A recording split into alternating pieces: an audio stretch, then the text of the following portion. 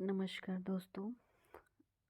जैसे कि पिछली वीडियो में हमने ऑस्टिन के बारे में, जर्मी बेंथम के बारे में डिस्कशन किया है। आज ये मेरा थर्ड क्लास है। एक छोटी सी क्लास है, क्लास बोल सकते हो या फिर डिस्कशन बोल सकते हो। अपने भाई बहनों के साथ ये मैं डिस्कशन करना चाहती हूँ हार्ट को लेके। जूरिस्प्रूडेंस की को हम देख रहे हैं। हार्ट जो है, हार्ट का फुल नाम है Herbert lions Adolf heart.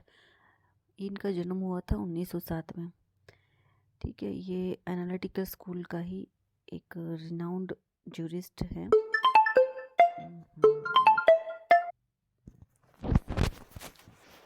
Heart जो एनालिटिकल स्कूल के ही एक रिनाउंड ऑथर हैं, जूरिस्ट है।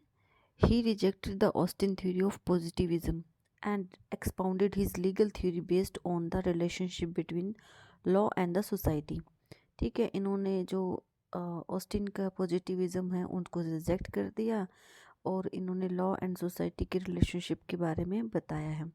He favoured the analytical school to law for a better understanding of it.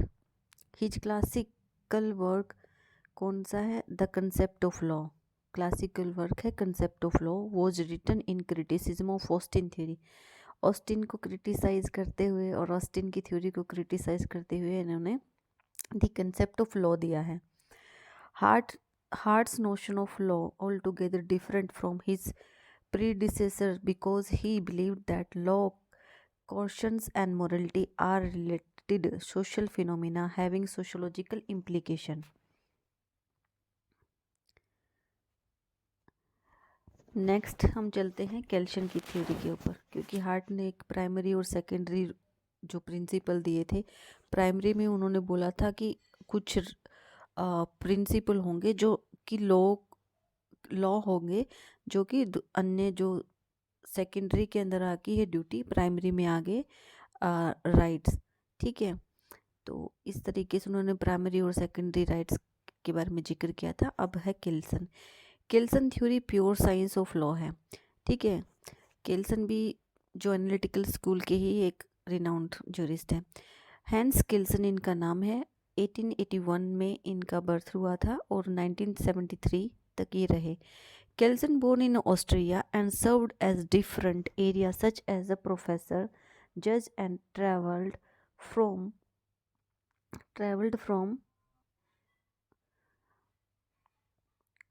Kelsen के बारे में। Hence Kelsen's born in Austria and served as a different areas such as a professor, judge, traveled from Australia to United States of America. Second point है, Kelsen did not want to expand the scope of jurisprudence by correlating it with all social sciences and rigorously insisted on separation of law from the politics, sociology, metaphysics and all other extra legal discipline. ठीक है, इन्होंने law को एक completely separate रखा है दूसरी stream से। It can be understood Kelsen sought jurisprudence rescue from the vague terms of metaphysics, mysticism, and in this way he is the revival of John Austin 19th century analytical jurisprudence. ठीक है, although he is disagree from the Austin on the point of law as a command. ठीक है, चाहे इनकी असहमति हो Austin के लिए के पॉइंट पर कि लॉ ही कमांड ही लॉ है, तो फिर भी इन्होंने ऑस्टिन का समर्थन किया है। और इनका जो कंट्रीब्यूशन रहा है थियरीज के लिए, प्योर थ्योरी ऑफ लॉ का एक महत्वपूर्ण कंट्रीब्यूशन रहा है। Is a theory of positive law based on the normative order eliminating all extra legal and non-legal elements from it. He believed theory of law should be uniformed. ठीक है, इन्होंने theory of law को बोला है कि एक uniform उसमें होना चाहिए। फिर जो केल्सन आगे देखते हैं, Kelsen is also popular for the concept of grand norm. Grand norm के लिए ये प्रसिद्ध हैं केल्सन। ये भी क्वेश्चन पूछा जाता है कि ग्रैंड नॉर्म किसने दिया था, तो ये केल्सन ने दिया था। He believes law is based on the pyramidal structure of hierarchy of norms which derives their validity from the basic norms which he termed as a grand norm.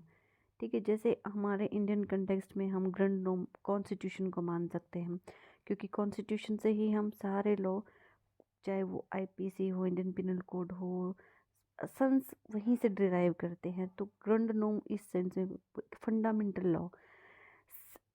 और फिर इसका क्या है, salient feature of pure theory. It reduced chaos and confusion in the society.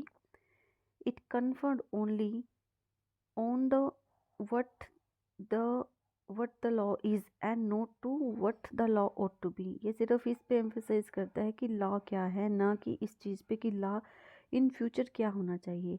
It consider law as a normative science and not a natural science. ठीक है, फिर है, थोड़ा सा मैं क्षमा चाहूँगी, यहाँ पे स्लाइड मिक्स हो गई। जो हॉट हमने डिस्कस किया था, हॉट हार्ट को हम यहीं पे कंटिन्यू करते हैं। According to Hart, law is a system of two type of rules, the union which provided the key to science of jurisprudence.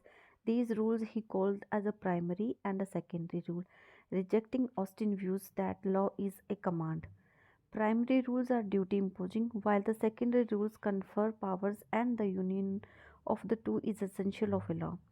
He does not denounce the role of natural law in his positivism. अब देख लेते हैं केल्सन का जो pure theory जो दिया है उसका क्या क्या क्रिटिसिज्म है। It ignores the sociological aspect, it read law in isolation. ठीक है, इन्होंने फंडामेंटल लॉ को तो ग्रैंड नॉर्म मान लिया, लेकिन बाकी जो सोशोलॉजिकल एस्पेक्ट है उनको इग्नोर कर दिया। ठीक है, इन्होंने लॉ को सिर्फ आइसोलेशन में देखा है। ये इनका एक क्रिटिक्स बनता है।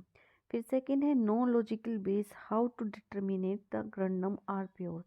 कोई लॉजिक नहीं है कि ग्रैंडम प्योर क्यों है, कहाँ से पावर ड्राइव करते हैं, तो इस वजह से भी इनका क्रिटिसिज्म हुआ है।